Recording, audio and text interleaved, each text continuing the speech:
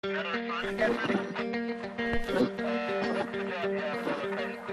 capitalisme engendre une dynamique permanente d'accumulation, de crise et d'innovation.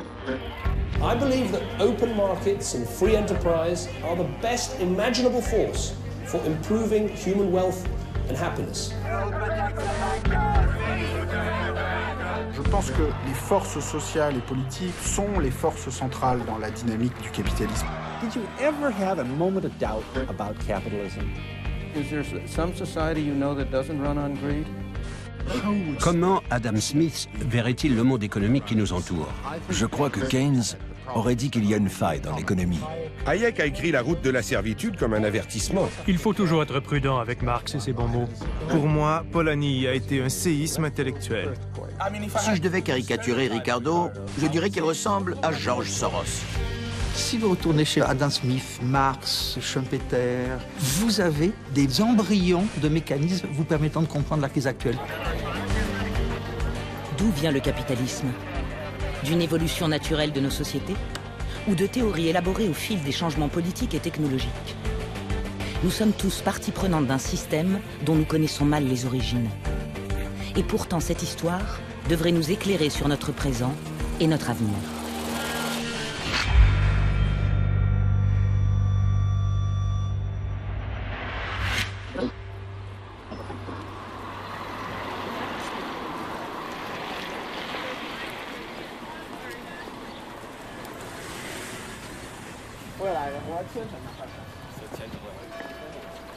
Des étudiants chinois visitent la tombe d'Adam Smith, philosophe écossais du XVIIIe siècle. Adam Smith est très honoré. Il a écrit un livre très connu, dont je ne connais pas le nom en anglais. Mais en Chine, on l'appelle Go Fulun. On le connaît tous. I root for the free market team. Adam Smith is my star player. Back in 1776, economist Adam Smith shocked everyone by saying that what governments should actually do is just leave people alone to buy and sell freely among themselves. It's as persuasive now as it was then. Everybody here knows Adam Smith, he's in self-interest and greed is good and the invisible hand and free enterprise and free markets, etc. All that he's the father of capitalism. Pour beaucoup, le philosophe et son livre sont liés à l'origine du capitalisme.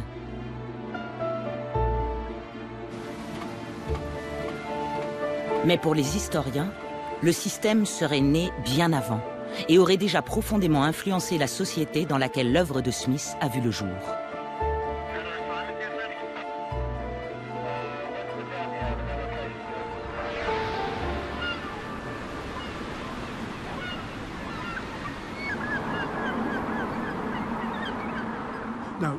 Il est significatif qu'Adam Smith ait grandi dans un port de la côte est de l'Écosse.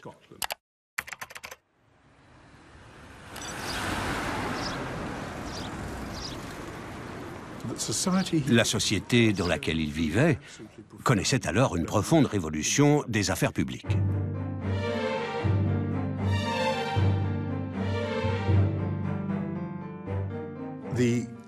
Les changements furent d'abord d'ordre religieux. Puis, en 1707, l'Écosse a été rattachée à l'Angleterre par un acte d'union qui est toujours en vigueur. Cette fois, c'est la vie politique qui a été transformée.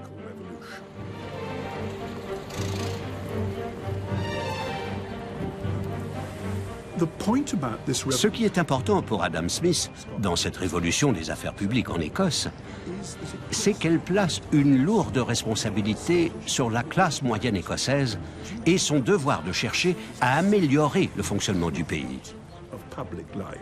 Améliorer les institutions écossaises, la religion écossaise et, par-dessus tout, l'économie écossaise.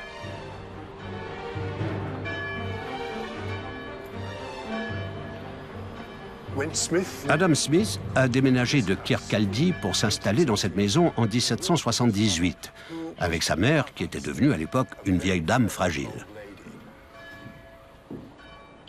La première impression de cette maison, c'est la vue splendide qu'on a des fenêtres. Quand il vivait à Kirkcaldy, Adam Smith pouvait admirer la plage et la mer. Ici, les fenêtres donnent sur des jardins, sur l'église de Canongate, où lui et sa mère allaient à l'office. Et d'une de ces fenêtres, Adam Smith pouvait apercevoir le monument dédié à son meilleur ami et confrère, David Hume.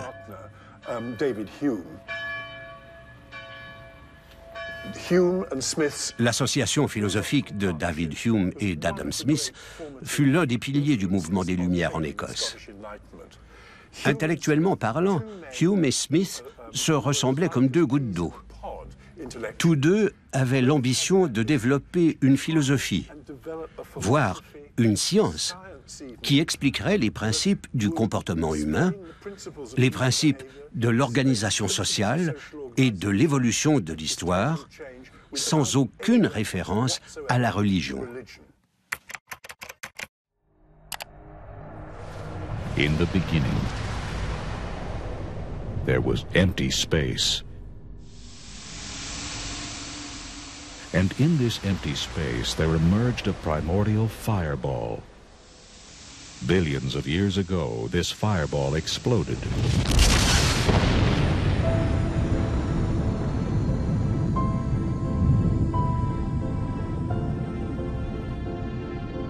Comme d'autres philosophes de son temps, Adam Smith était à la recherche de lois qui expliquent l'évolution de l'humanité. Il voulait faire de l'économie une véritable science de l'homme, réglée par un ordre naturel. La science était le système de croyance de l'époque.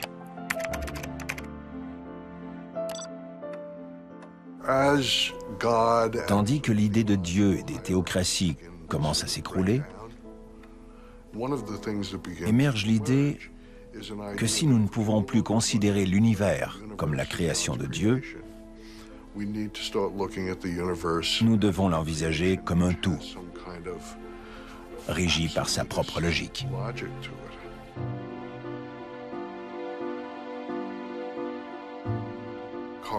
Au XVIIe siècle, Carl von Linné, le célèbre botaniste, décide qu'il va envisager le monde naturel dans son ensemble et le définir comme un système hiérarchisé.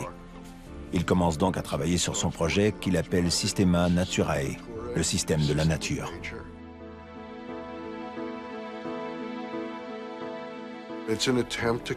Il tente ainsi de construire un modèle logique du monde naturel. Son modèle est basé sur la monarchie. Il crée le royaume animal, le royaume végétal, et il comptait à l'origine s'occuper aussi du royaume minéral.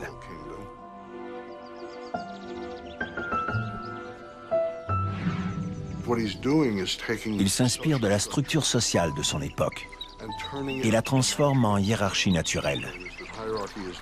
En d'autres termes, il affirme que la hiérarchie sociale n'a pas été créée à la force de l'épée, mais façonnée par des lois naturelles.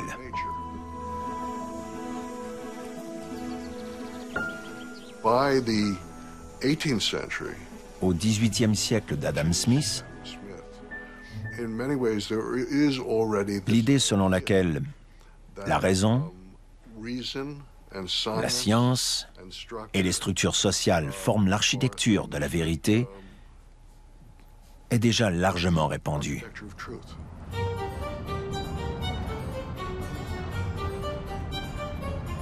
En 1763, presque 30 ans après la publication du Systema Naturae de Linné, Adam Smith arrive à Paris. Il est toujours en quête d'un ordre naturel de l'économie. À Paris, il entre immédiatement dans le cercle des physiocrates, les économistes de François Quesnay, qui en est la tête pensante. François Quesnay, c'était un médecin, donc qui était ni philosophe ni économiste, et qui, il faut le dire parce que c'est important, était tout à fait fasciné à son époque par la Chine.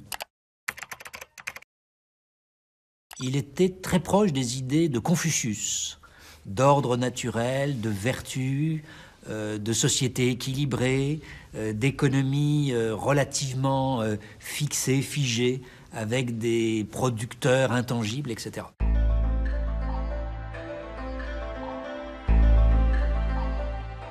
Keynes se pose la question de l'économie en disant « on doit pouvoir construire le circuit de l'économie ». C'est-à-dire établir qui produit pour vendre à qui, qu'est-ce qu'elle produit et pour qui, donc voir tous les flux d'échange de produits comme d'argent entre les acteurs.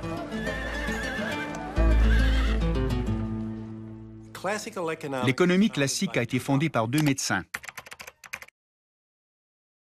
William Petty, un médecin irlandais, et François Quesnay, un Français, sont les fondateurs de la physiocratie. Leur concept de flux circulaire entre producteurs et consommateurs a été inspiré par leur vision du système sanguin. Pour eux, le corps humain est animé par un flux circulaire du sang vers les organes. Et l'économie, de la même manière, fait elle aussi circuler des flux, des producteurs vers les consommateurs.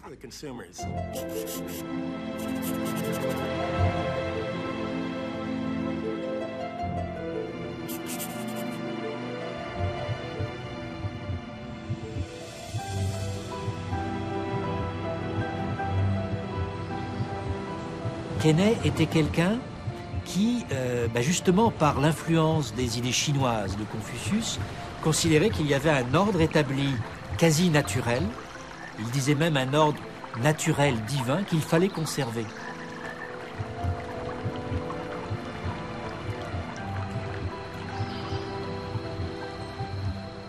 Donc en ce sens-là, c'est peut-être normal que Smith et d'autres après reprennent cette idée-là ou mentionne les idées des physiocrates comme étant importantes pour eux, puisque c'était la première fois peut-être qu'on établissait cet ordre naturel et qu'on donnait les mesures pour le maintenir.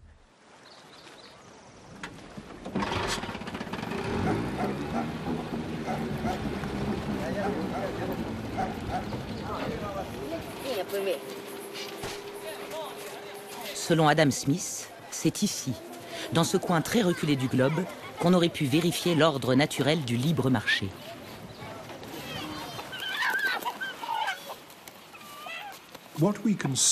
Ce qu'on peut voir dans le travail de Smith est un exercice consistant à mettre au point une science de l'homme absolument énorme.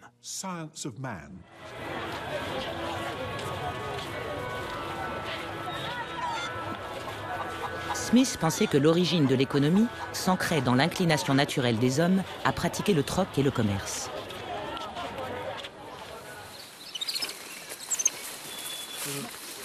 Il en tenait pour preuve les tribus sauvages, selon ses termes, des Amériques.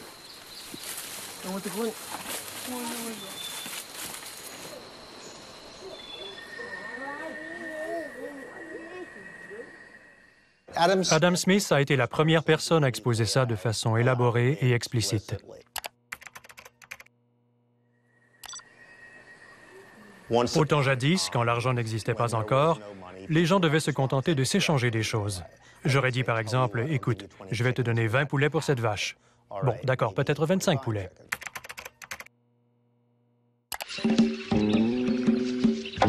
When we lived in caves, there were no shopping malls, and people's manners were Neanderthal. I'll give you this for that, that for this.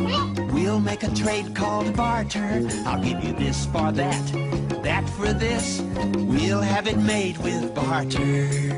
On négociait, on concluait un marché, et voilà comment fonctionnait l'économie. Petit à petit, c'est devenu malcommode. Peut-être que tu ne veux pas de mes poulets, je ne possède rien d'autre qui t'intéresse. On s'entend sur quelque chose dont tout le monde voudra, et voilà l'argent qui arrive. L'idée radicalement nouvelle de Smith a été d'étudier l'économie in vitro, indépendamment de tout contexte social, culturel, moral ou religieux, comme n'importe quel chercheur l'aurait fait pour une science expérimentale. Intuitivement, ça paraît logique. Le problème, c'est que ce n'est pas vrai. Personne n'a réussi à trouver un seul endroit où ait eu lieu ce type de transaction. Et quand on y pense, il est facile de comprendre pourquoi.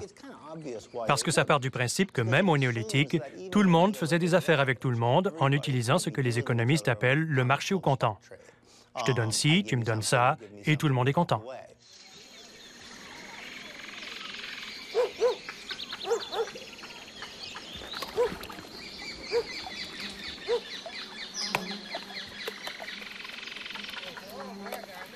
La théorie du troc avancée par Adam Smith aurait facilement pu être mise à l'épreuve chez les chasseurs de cette communauté isolée dans leur façon d'échanger le produit de leur chasse.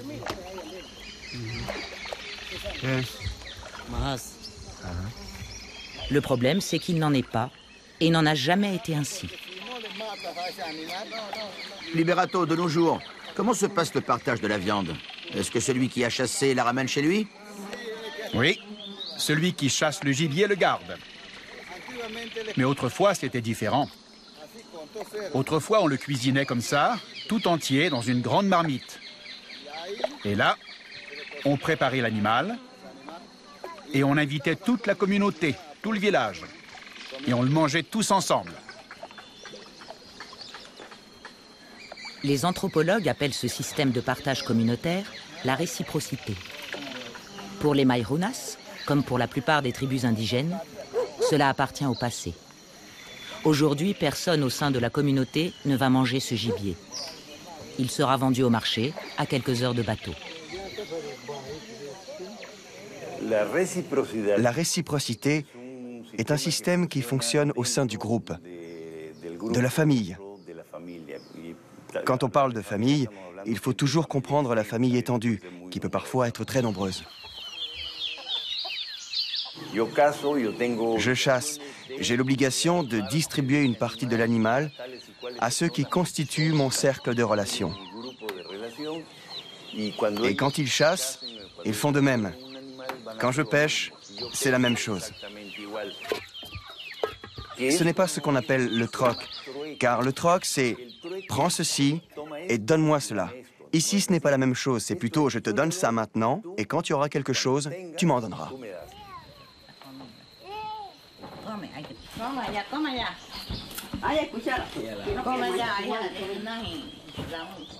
Adam Smith, on ne peut pas vraiment l'en blâmer, car il n'avait pas de preuves. Mais depuis, les économistes se sont vus répéter par les anthropologues que non, les gens ne fonctionnent pas comme ça. Cela fait 200 ans que nous cherchons cette société qui n'existe pas. Mais les économistes se sentent toujours obligés de raconter la même histoire. C'est clair que cette version les arrange, mais elle n'a rien à voir avec l'histoire ou la réalité empirique. Les Mairunas ne sont pas passés du troc et de l'échange à l'économie de marché par une évolution naturelle. Ce sont la colonisation et la loi du marché qui les ont rattrapés au moment de la découverte du caoutchouc en Amazonie à la fin du 19e.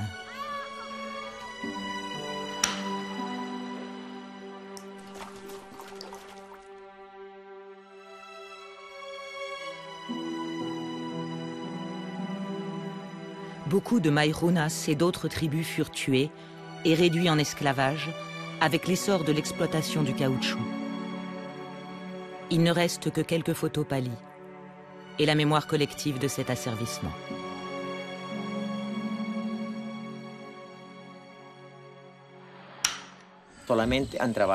Ils ont travaillé uniquement comme des esclaves. Leur notion de l'argent ne dépassait pas la valeur d'un vêtement.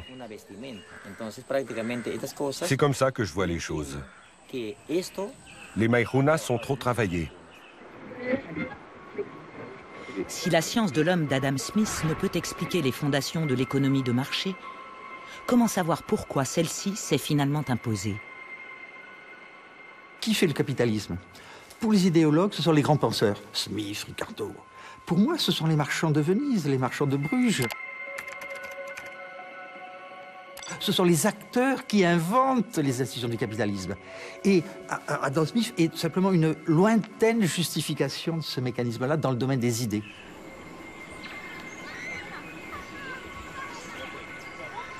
Alors le capitalisme ne serait pas la mise en œuvre d'un concept, mais le résultat d'un processus historique qui a transformé les Mairunas et chacun de nous en Homo economicus.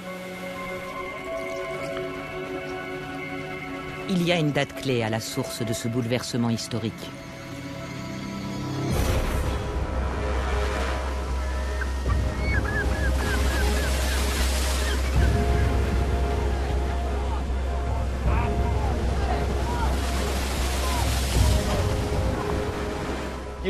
La découverte de l'Amérique a été l'événement fondateur de la révolution scientifique et du capitalisme, les deux événements étant étroitement liés.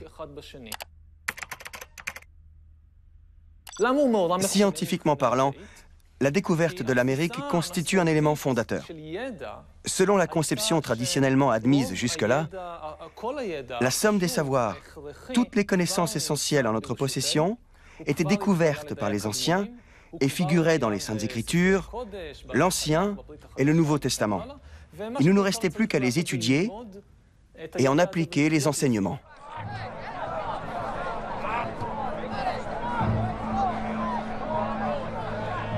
À peine découvert un nouveau monde, les Européens se sont empressés de le conquérir, de le coloniser, d'en piller les richesses, d'en exploiter les champs de tabac et de coton, les mines d'or et d'argent. Conquérir et contrôler l'Amérique exigeait l'acquisition rapide d'immenses connaissances nouvelles en géographie, anthropologie, linguistique, sur les plantes, les animaux et le climat. C'est ce qu'ont fait les Européens. La découverte des Amériques a été le catalyseur de la révolution scientifique. Quelle a été sa part dans l'évolution du capitalisme? Ce qui est intéressant, c'est que tous nos débats sur l'histoire du monde, je crois, reposent sur des bases fausses. On se demande pourquoi l'Europe était en mesure de conquérir le monde et pas d'autres civilisations. Eh bien, peut-être que ce n'est pas la bonne question. Il est clair qu'à de nombreuses reprises, la Chine, par exemple, aurait facilement pu faire ce qu'ont fait les conquistadors.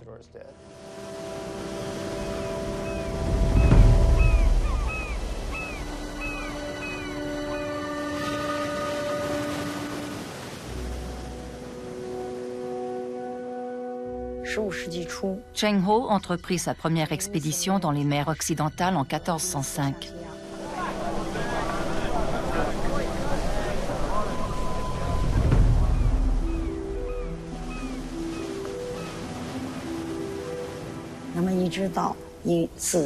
Et il effectua sa 7e et dernière expédition en 1433. Et après cela, il n'y en a plus eu.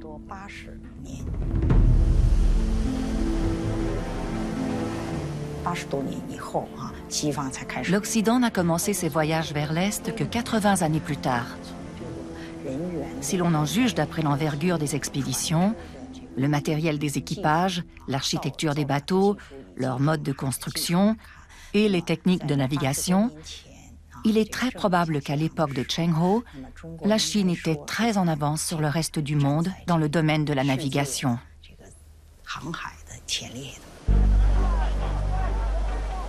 L'idée de dépeupler des continents entiers pour pouvoir accumuler des quantités massives d'or et d'argent ne leur est jamais venue. La plupart des gens sur Terre considéreraient cela comme totalement délirant. Donc ce n'est pas que chacun voulait diriger le monde. La question est de savoir pourquoi l'Europe a fini par le faire.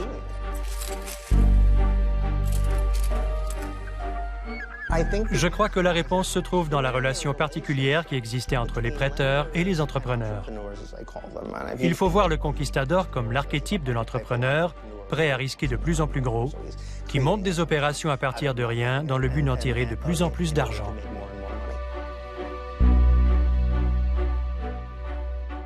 Si les expéditions chinoises relevaient d'une volonté impériale, les découvertes occidentales ont été le fait d'initiatives privées aux conséquences tout à fait différentes. Ce que la découverte de l'Amérique signale aux investisseurs, aux banquiers, aux monarques, aux négociants, c'est que ces nouvelles opportunités offrent des rendements qui dépassent de très loin le montant de l'investissement initial.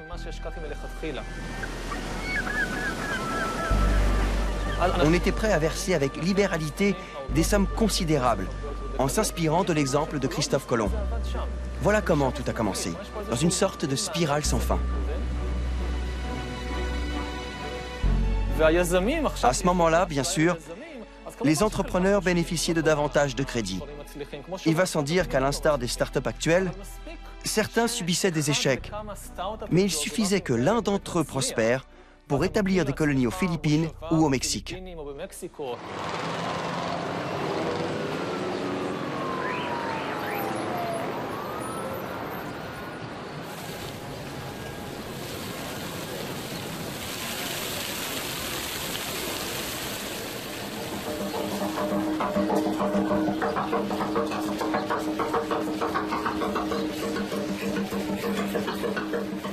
La conquête du Mexique par Cortés en 1519 illustre les nouvelles règles du jeu qui s'établissent entre découverte géographique, colonisation et argent.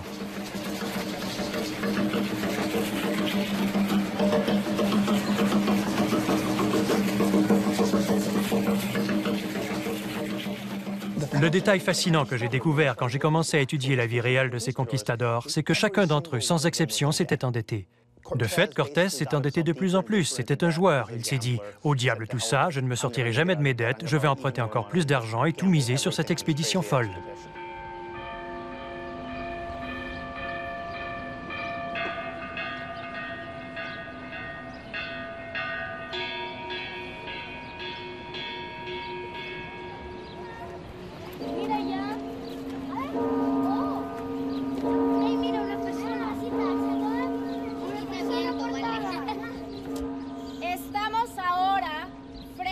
Nous nous trouvons à présent devant le temple, le plus important de ce site.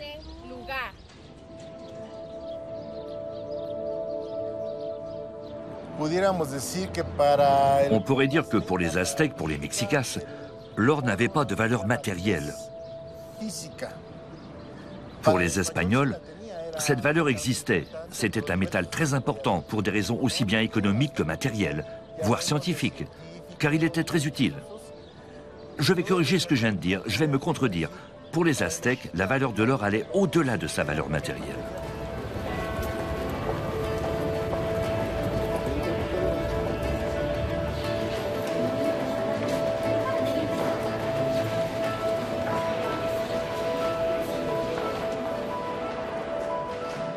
Lorsque l'envoyé de l'empereur aztèque Montezuma lui demande pourquoi il était obsédé par l'or, Cortés répond « Mes compagnons et moi souffrons d'une maladie du cœur que seul l'or peut guérir. »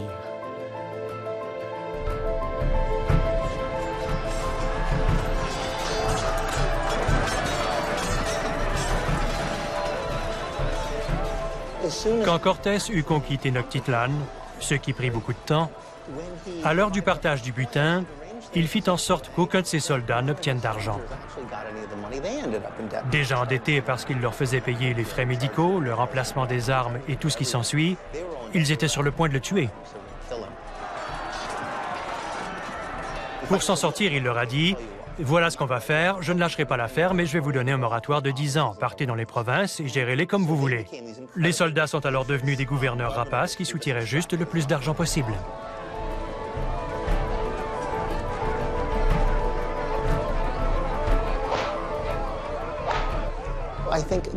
Je crois que ce sentiment d'indignation, de honte, d'humiliation, on vient de se battre pendant une année entière et ils ne me payent toujours pas.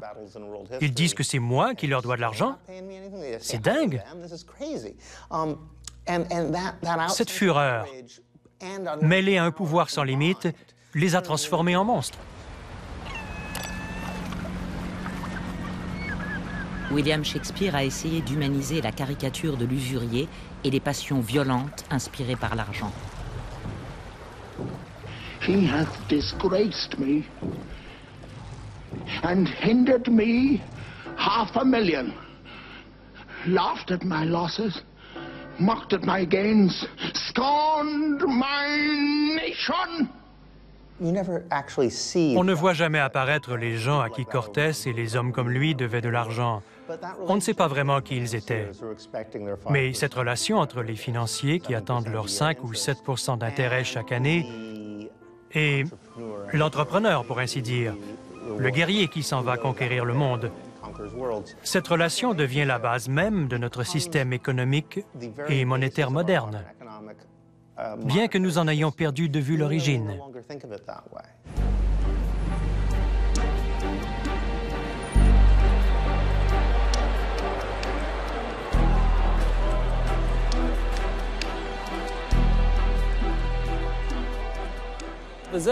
Et voilà comment s'enclenche la spirale des investissements et des conquêtes. Le processus, qui débute avec la conquête de l'Amérique, va engendrer ces deux phénomènes.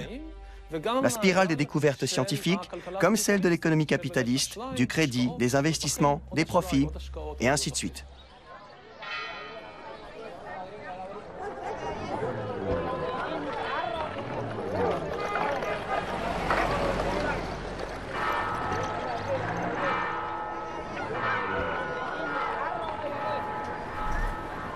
Les conquistadors espagnols, avides de métals précieux, ont littéralement mis la main sur une montagne d'argent.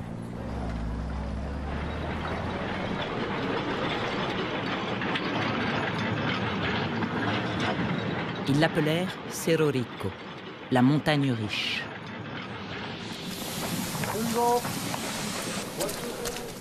Durant les 3 siècles qui ont suivi, plus de 62 tonnes d'argent ont été extraites de Cerro Rico au prix d'innombrables vies humaines. Voici l'argent. Il n'est pas de très bonne qualité, pas comme à l'époque coloniale. C'est ce minerai qui a favorisé l'explosion du commerce international.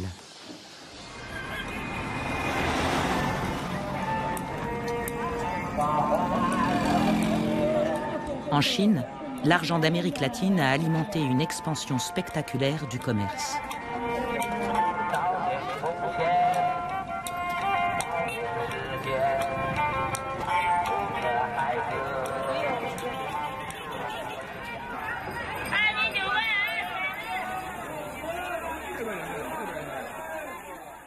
Encore aujourd'hui, beaucoup de gens pensent qu'avant le 19e siècle, la Chine était isolée du reste du monde, qu'elle vivait en autarcie, sans échanger ni commercer avec l'extérieur.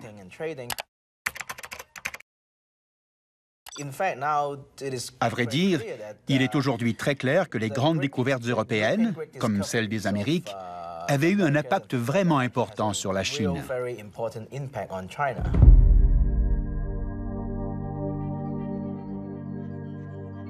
Jusqu'au XVIe siècle, l'économie chinoise était basée sur la monnaie fiduciaire, c'est-à-dire que le gouvernement imprimait des billets pour que les gens puissent les utiliser dans leurs transactions. C'est un système très instable, car la valeur de la monnaie ne repose sur aucun métal précieux. Donc, l'économie commerciale n'était pas très développée, jusqu'à ce que le gouvernement chinois, pour essayer de combattre l'inflation et ses inconvénients économiques, passe à l'argent métal.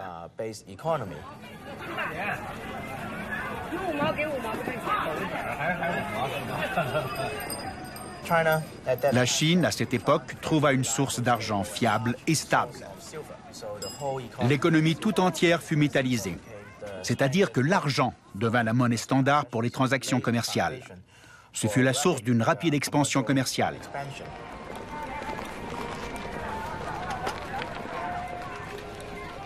Alors que chez nous, l'économie de marché devient capitaliste parce que le capital prend une position très importante, une position de force. En Chine, c'est sans doute un peu différent. Les producteurs en Chine, que ce soit des paysans, que ce soit des artisans, vont au XIIe siècle avoir un accès au marché libre. D'eux-mêmes, ils vont aller vendre eux-mêmes leur production sans être obligés de se mettre sous la coupe d'un marchand ou d'un capitaliste qui, grâce à son argent, va pouvoir leur avancer quelque chose qui ressemble à un salaire.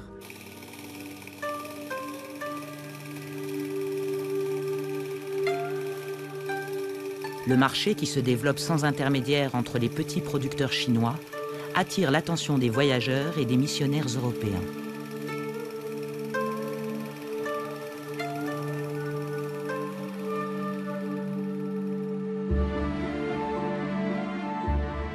À leur retour, le récit qu'ils en font intéresse vivement les physiocrates français et aussi Adam Smith. The row over a third runway at Heathrow Airport has overshadowed the Prime Minister's first full-scale ministerial reshuffle. Mais en Grande-Bretagne, le marché mondial alimenté par l'argent des Amériques a eu un impact bien différent. Si en Chine il a encouragé les petits producteurs, on observe qu'ici, il les a ruinés.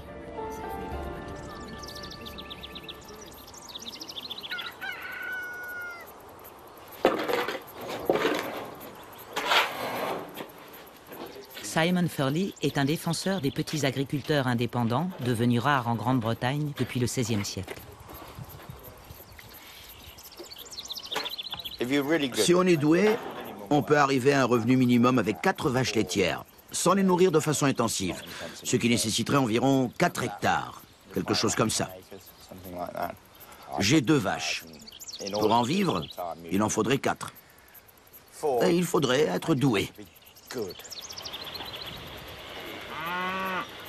Comment a-t-on pu pressurer les agriculteurs indépendants de cette façon? Ça dure depuis 400 ans.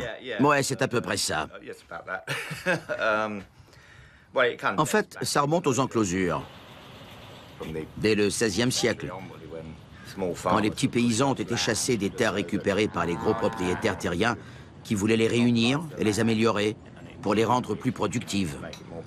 Mais par la même occasion, ils ont expulsé des terres la majeure partie des gens. Les choses auraient dû se passer autrement. L'argent qui afflue dans des pays comme l'Espagne crée une forte demande de laine anglaise et rend l'élevage des moutons plus rentable. Le système des enclosures chasse les paysans des terres communes pour y mettre plus de moutons. Les enclosures, en fait, c'est le désir des seigneurs, des propriétaires terriens, qui sont parfois aussi des bourgeois au XVIe siècle en Grande-Bretagne. C'est leur désir de faire respecter un droit de propriété qui, jusqu'à présent, était par la tradition plus ou moins géré en commun, laissé en culture pour les populations qui étaient les plus pauvres. Donc à partir du XVIe, les seigneurs et les bourgeois se mettent à faire valoir leur droit à la terre.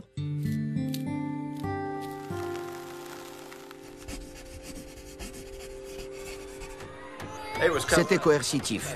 Je ne dirais pas que c'était extrêmement violent. Mais il y avait beaucoup d'émeutes, beaucoup de résistance, beaucoup de pauvreté et de gens précipités dans le milieu urbain où le taux de mortalité était très élevé. Donc, dans un sens, c'était violent dans la mesure où le taux de mortalité des villes industrielles émergentes était plus élevé qu'à la campagne.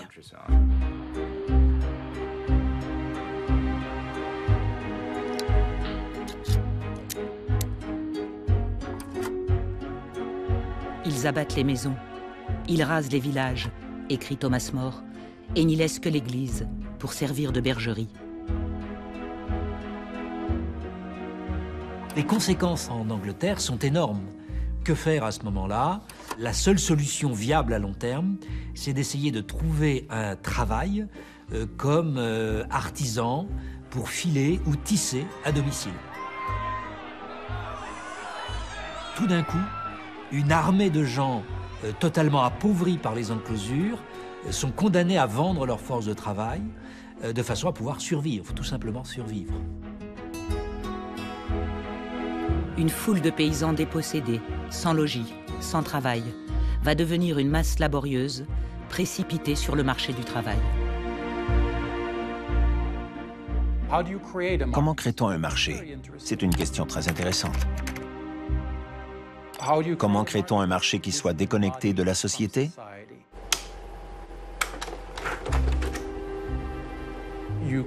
Eh bien, vous pouvez faire passer toutes sortes de lois qui font de la pauvreté un crime, comme ça a été fait en Angleterre entre 1650 et le début du 19e siècle.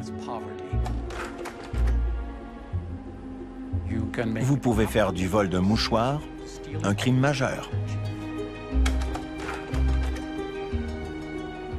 Les enfants peuvent être exécutés. Vous pouvez emprisonner des gens parce qu'ils ne payent plus leurs dettes. Et cette somme de lois de terreur qui sont mises en place pour criminaliser la pauvreté, pour accroître les dettes,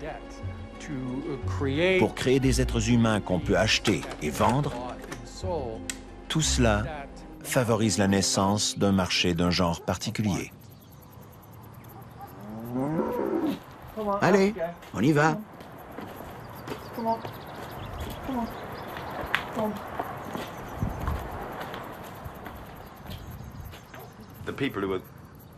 Les gens qui ont été expulsés ont perdu le lien avec la terre. Si vous avez accès aux terres, vous gardez un peu d'indépendance. Vous êtes votre propre patron. Vous n'êtes pas vraiment redevable à qui que ce soit. Tandis qu'une fois déraciné, vous êtes dans une situation bien plus incertaine. Et vous êtes moins à même de contester les forces de l'économie.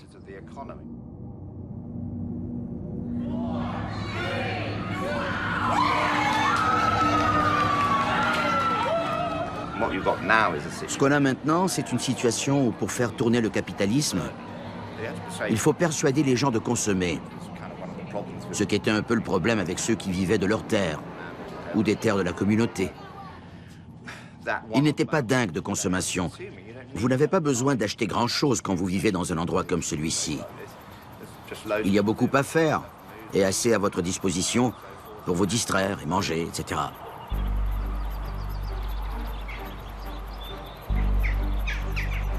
On voit ainsi comment la découverte de l'argent et de l'or dans le Nouveau Monde a bouleversé la société britannique. Et partout dans le monde, les entrepreneurs privés se mettent à reproduire ce modèle pour bâtir des empires économiques.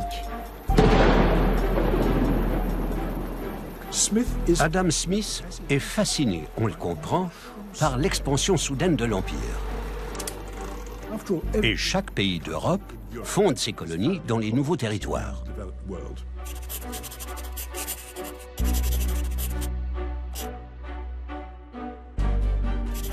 Et comment ces colonies sont-elles développées? Elles le sont en fait par le secteur privé, comme on dirait aujourd'hui. Que font les grandes sociétés de commerce?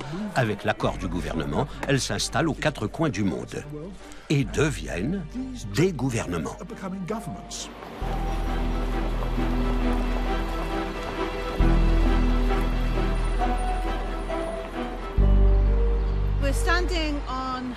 Nous nous trouvons sur les bords de la Clyde. Et devant vous, vous pouvez voir une haute tour avec une horloge bleue. Il y a longtemps, au XVIIIe siècle, de riches marchands montaient à cette tour et regardaient le fleuve pour voir arriver leurs bateaux. Et ces riches marchands pratiquaient une route commerciale triangulaire. Ils prenaient des marchandises ici, en Écosse, et les emmenaient sur la côte de l'Or, en Afrique. Et ce qu'ils prenaient en Afrique et qu'ils emmenaient aux Caraïbes, c'était des hommes.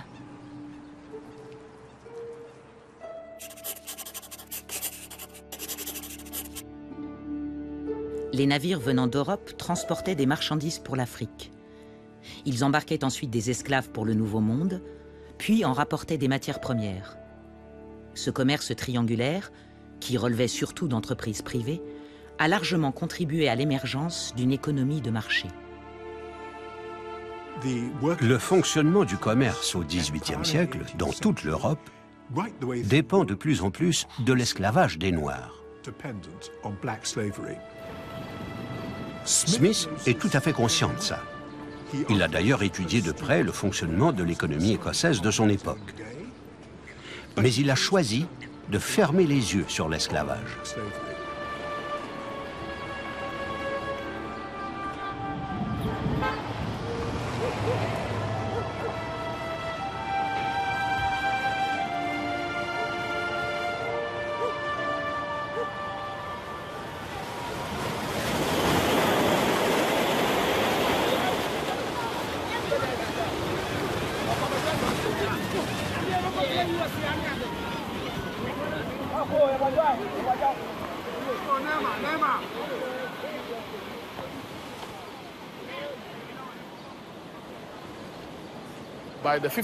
En 1500, la traite transatlantique des esclaves était bien engagée, avec les Portugais en tête.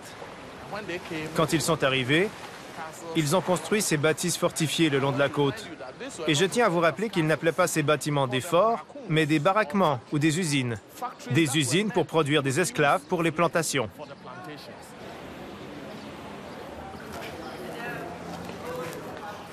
Vous voyez ceci?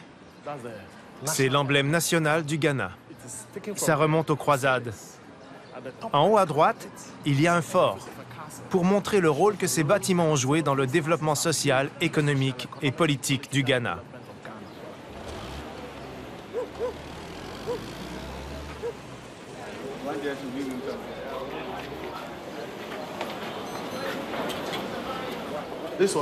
Ici, c'était le cachot des hommes. Il n'était pas éclairé, et ce trou-là servait de source de lumière et d'aération. Les hommes restaient ici pendant 3 mois en moyenne, et pendant ce temps, ils urinaient, ils déféquaient, ils vomissaient, ils mangeaient et dormaient ici. Ça, c'était la rigole d'écoulement des excréments et de l'urine. Quand il pleuvait, l'eau entrait pour laver le sol. Mais il était entièrement couvert de saleté, et beaucoup d'hommes tombaient malades et mouraient ici.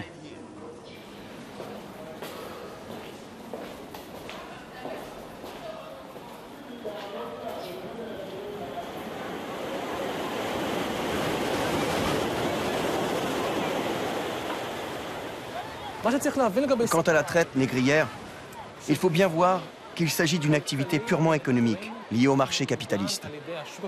Il ne s'agit pas d'une entreprise gouvernementale, ni monarchique. L'organisation, la mise en œuvre et les modalités relevaient de compagnies privées.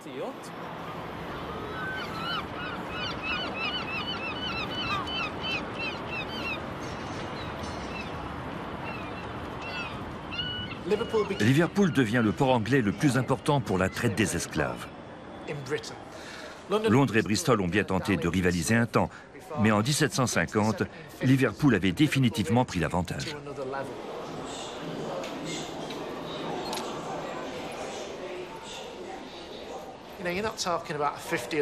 On ne parle pas d'une période de 50 ou de 75 ans, mais de générations entières d'individus, de familles, qui ont construit leur fortune sur l'asservissement d'individus.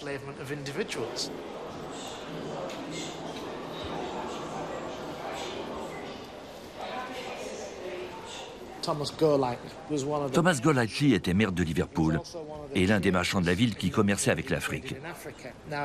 C'était un homme très important, trésorier d'un grand nombre de sociétés, ce qui montre à quel point les habitants de cette ville impliqués dans le commerce triangulaire pouvaient être influents.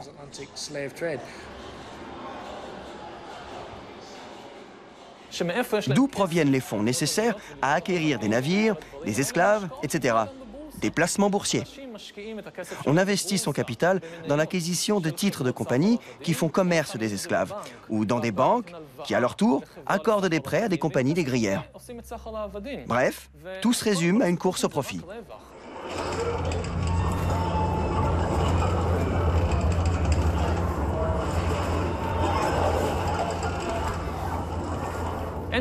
On ne parle pas ici de haine raciale envers les Africains. Le racisme était alors moins prégnant. Le racisme est la conséquence, et non l'origine de l'esclavage.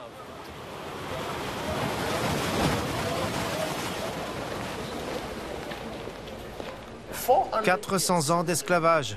Le capitalisme meurtrier. Tout le monde veut sa part du gâteau. »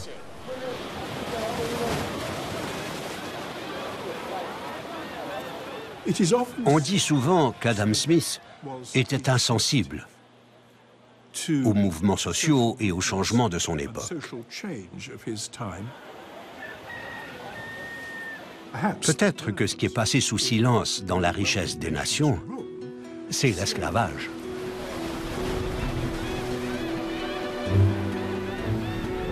La plupart des économistes et certains historiens laisse entendre que ce que nous appelons le capitalisme de libre marché a été imaginé par Adam Smith dans son livre « La richesse des nations » et a vu le jour avec la révolution industrielle.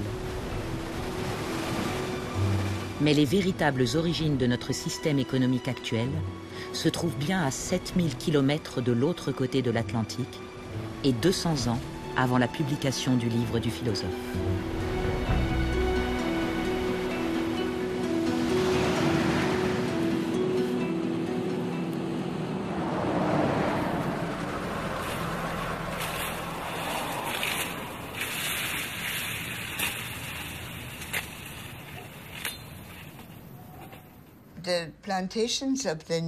Les plantations du Nouveau Monde ont été la première activité productive que l'Europe a mise en place dans une région non européenne. Auparavant, ils pillaient ou ils marchandaient, et ils occupaient les lieux et les colonisaient.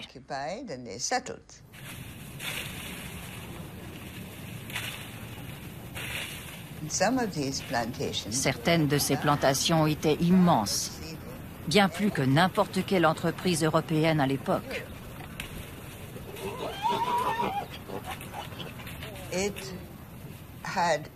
Il y régnait toutes les caractéristiques que j'appliquerais au capitalisme, à l'exception du travail, qui n'était pas rémunéré, mais forcé et asservi. Mais pour le reste, c'était capitaliste, à l'exclusion de toute autre considération. Il ne s'agissait que de profit.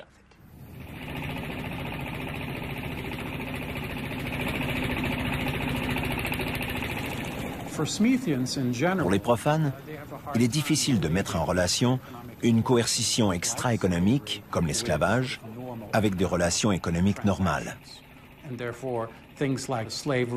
Une chose comme l'esclavage, il l'associe à une société barbare et primitive, archaïque, sous-développée, qui n'a rien à voir avec une économie moderne civilisée.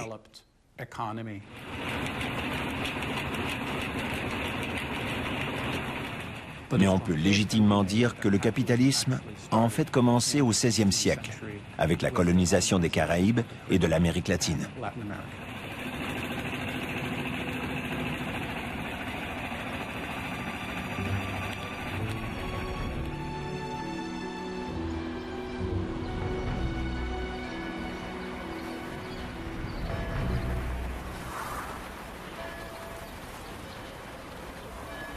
Le capitalisme échappe même à ses créateurs. Vous voyez très bien, il a sa propre dynamique. C'est un fauve très difficilement contrôlable. Et on utilise de façon ad hoc la plupart des arguments théoriques, mais clairement, il échappe même à l'intelligibilité des meilleurs des acteurs.